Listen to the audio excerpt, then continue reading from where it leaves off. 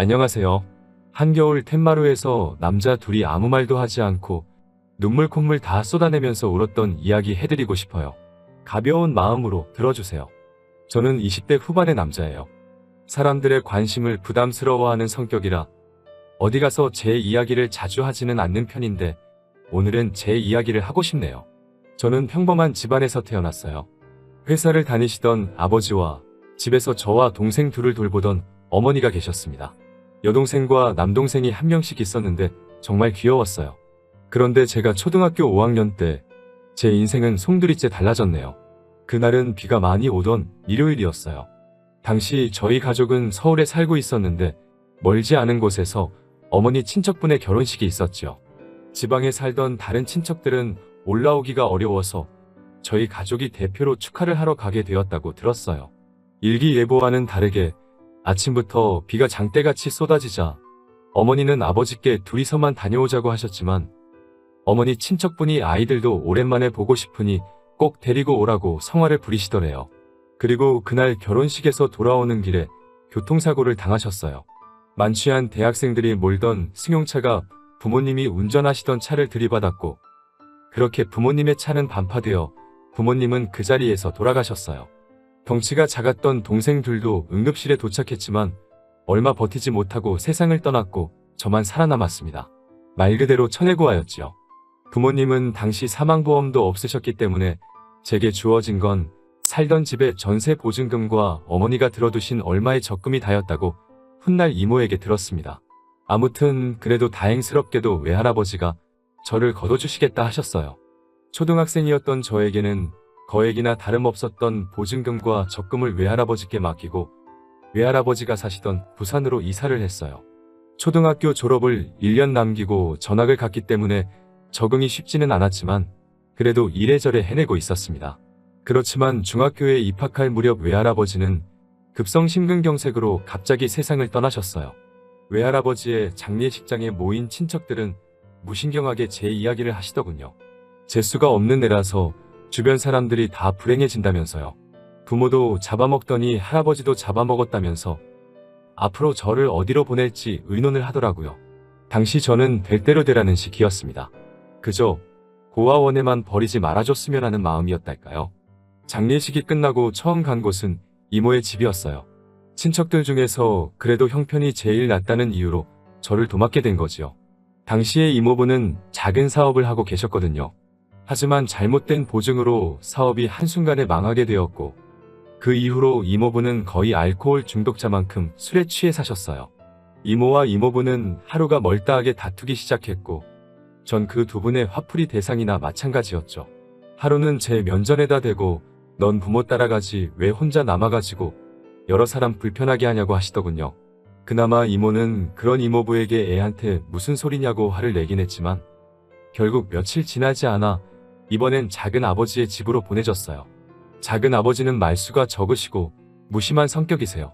반면에 작은 어머니는 매사에 깐깐하시고 예민하신 분이셨어요. 그 집에는 저보다 2살 어린 여자아이가 있었고요. 그 애는 처음부터 저를 오빠라고 부르며 굉장히 잘 따르더라고요. 하지만 어느 날 우연히 방 안에서 새어나오는 작은 어머니와 여동생의 대화를 듣고 충격을 받았어요. 작은 어머니는 여동생에게 제가 어디를 만지거나 하지는 않았는지 이상한 걸 시키지는 않았는지 말도 안 되는 걸 추궁하고 계시더군요. 그때 고작 중학생이었던 저를 어떤 괴물로 보셨던 걸까요?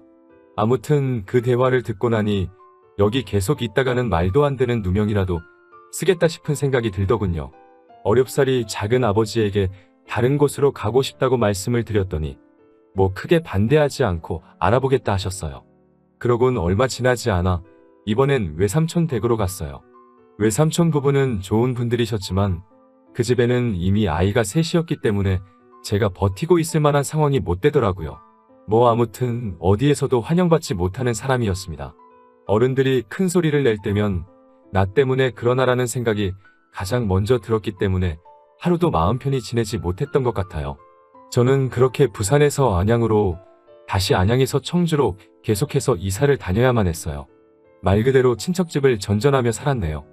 덕분에 전학도 전학의 연속이었고 어느 학교에서도 제대로 친구 한 명 사귀기가 어려웠어요.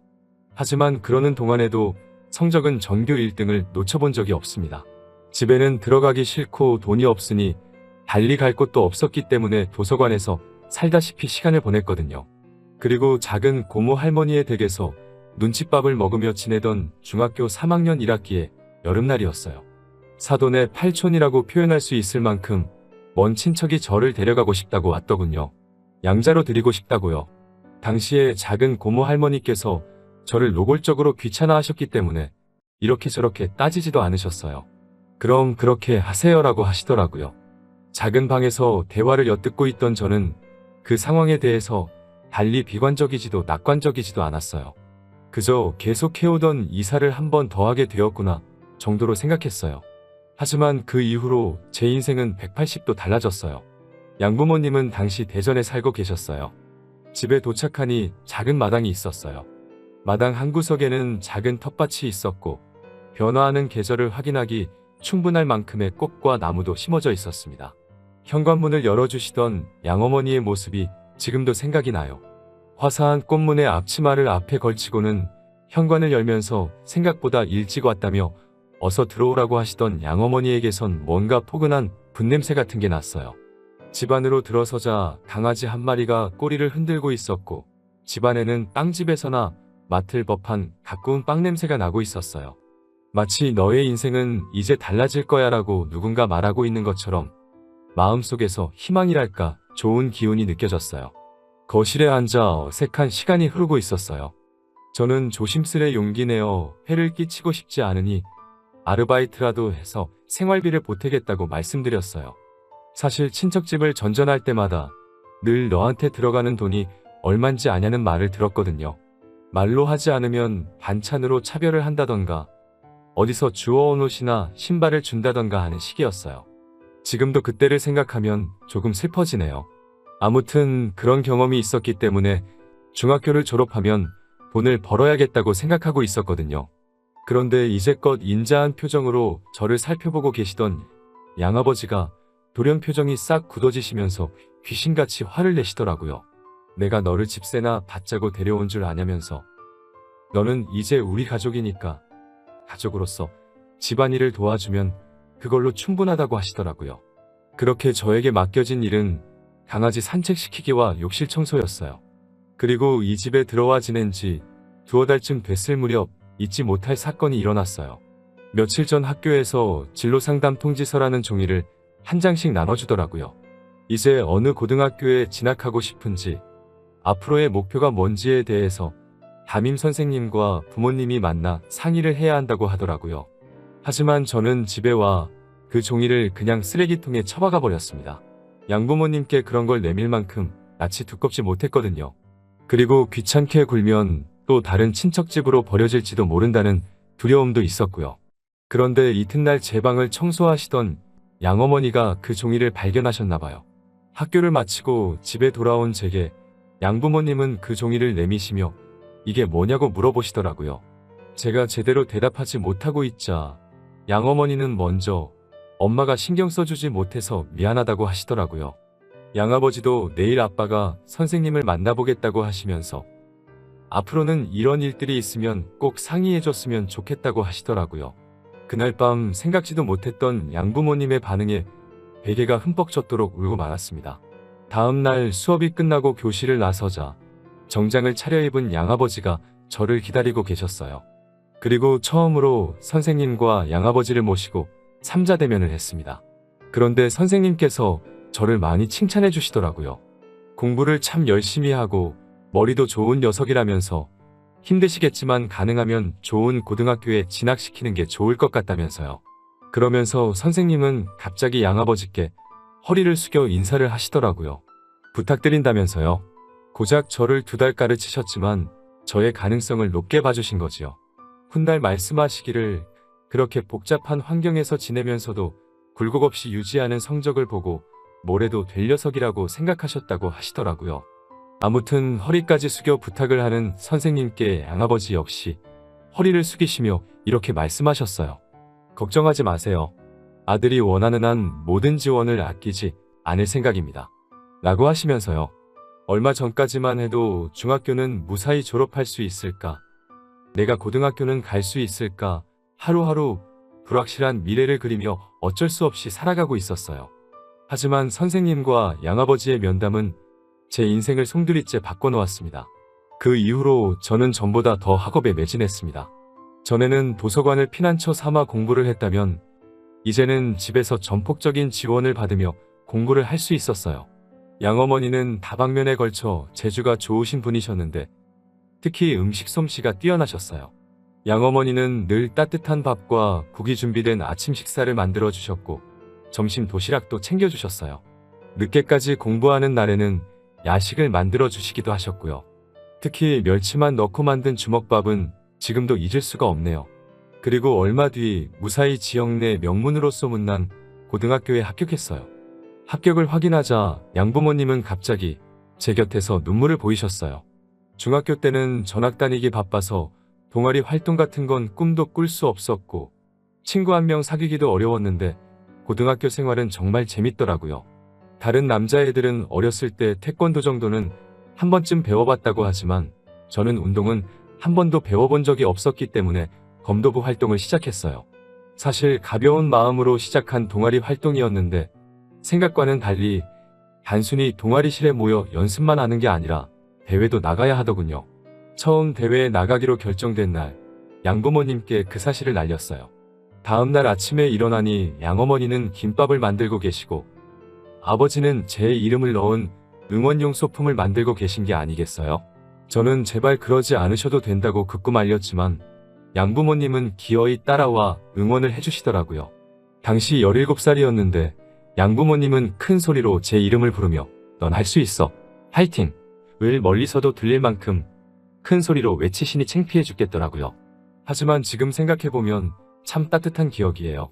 아무튼 경험의 차이는 어쩔 수 없어서인지 나가는 대회마다 2회전 아니면 3회전에서 지고 말았습니다.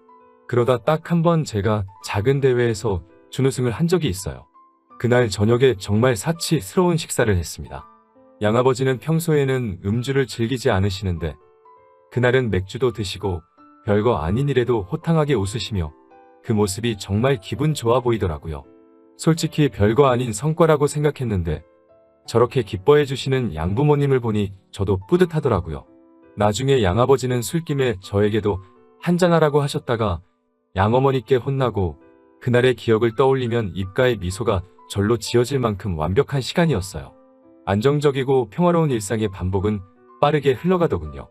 시간은 무탈하게 흘러 어느덧 고등학교 3학년이 되었어요. 이제 대학을 어디로 진학해야 할지 정해야 할 시기가 된 거죠. 하지만 사실 저는 고등학교에 진학하면서부터 오직 서울대 법대만을 목표로 두고 있었어요.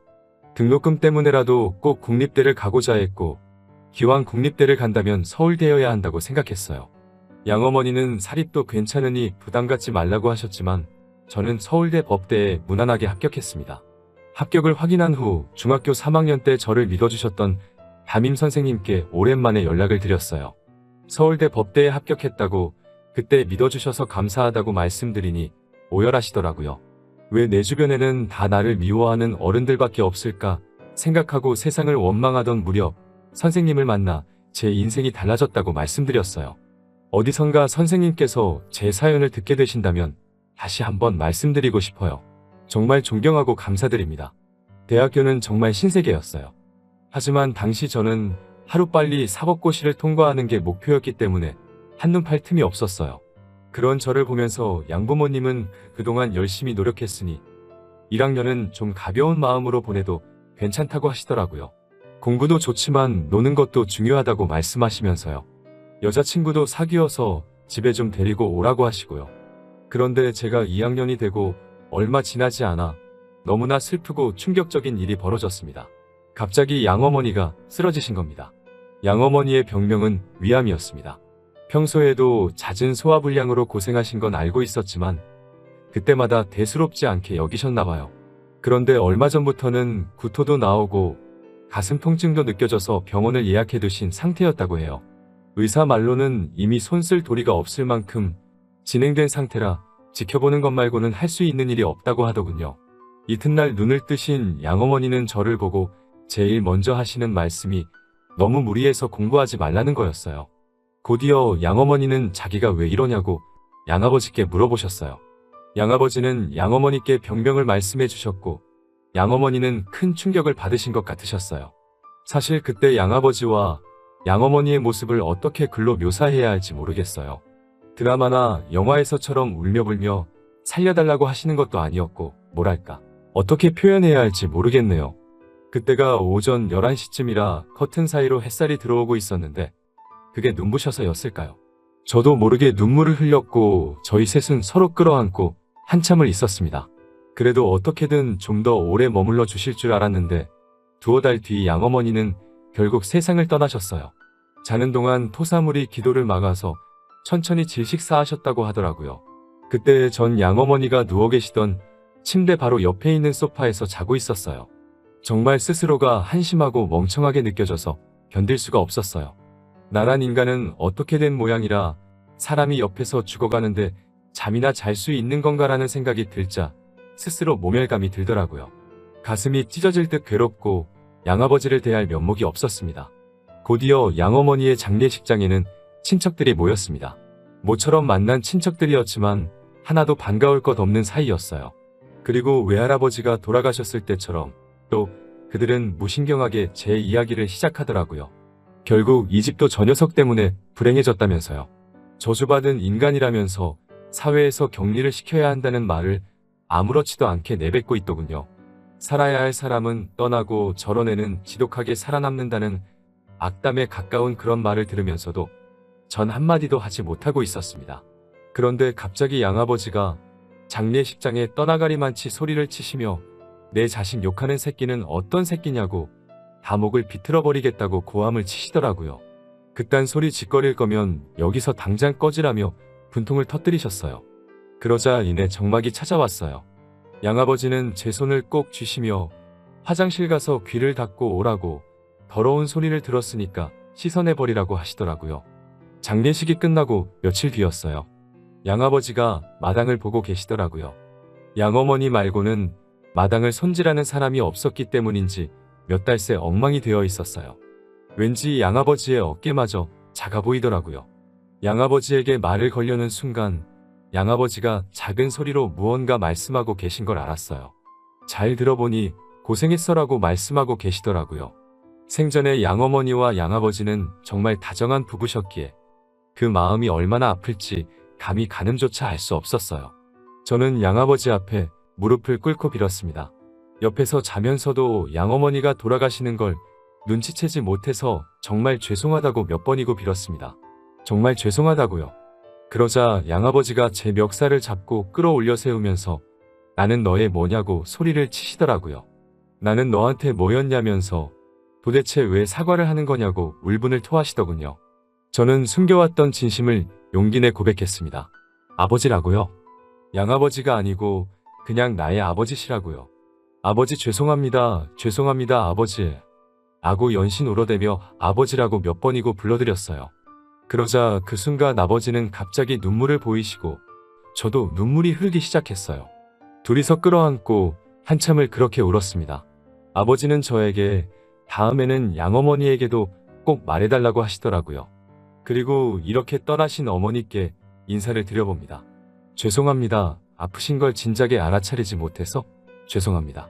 가시는 날 바로 옆에 있었는데도 눈치채지 못해서 정말 죄송합니다. 용기가 없어서 죄송합니다. 어머니라고 불러드리고 싶었어요. 정말 부르고 싶었지만 무서워서 부를 수가 없었습니다. 병실에서 잠들어 계신 어머니를 불렀는데 대답이 없으면 어쩌지라고 생각하니 입을 떼기가 어려웠습니다. 그러다 한번 몰래 어머니라고 불렀었어요.